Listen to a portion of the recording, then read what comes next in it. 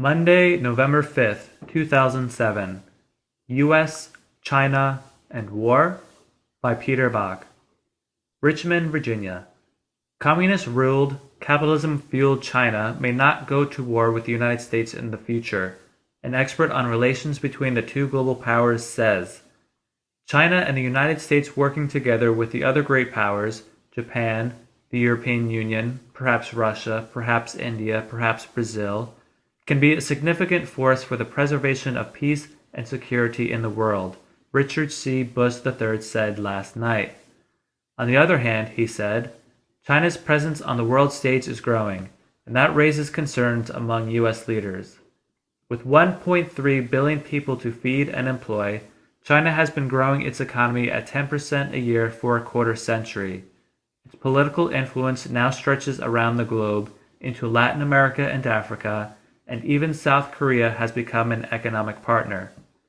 China's publicly declared military spending has grown even faster than its economy, 15% to 20% a year for 2 decades.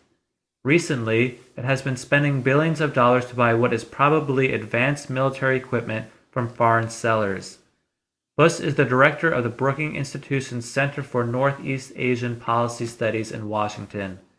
He has worked in Congress, the intelligence community, and the U.S. State Department. He spoke to about 90 people at the World Affairs Council of Greater Richmond, held at the University of Richmond.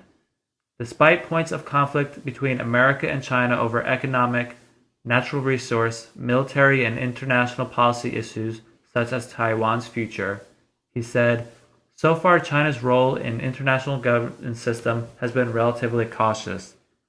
And China shares interests now with the U.S., he said, giving it much to lose from a confrontation with America.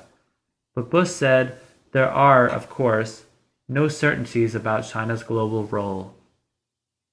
Adapted from Conflict Not Inevitable by Peter Bach. Published October 27, 2007 for the Times Dispatch. Read the full article at enrich.com. Reading Comprehension Questions. 1. The author says China is communist-ruled, capitalist-fueled. This means A. China has a communist government but uses fuel from the West to run its cars and factories. B.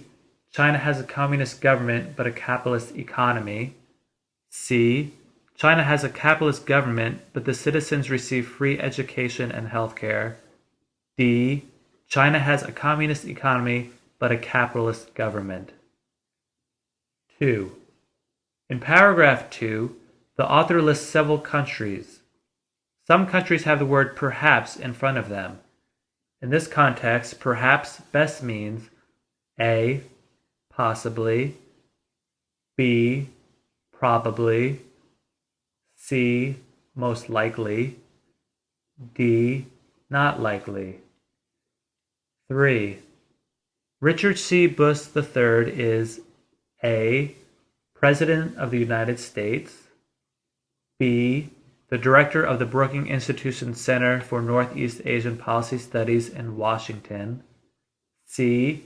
A guest speaker at a conference held in Richmond, D. Both B and C. 4. Bush believes that so far China's role in the international system has been relatively cautious. Cautious in this context means A. Slow, B. Careful, C. Sensitive, D. Understood. 5. Peter Bach wrote this article for the Richmond Times-Dispatch because A. America is concerned about the impact of China's growth. B. The conference was held in Richmond, Virginia. C. Both A and B. D. Neither A nor B. Posted by editor Luke J. Fisher.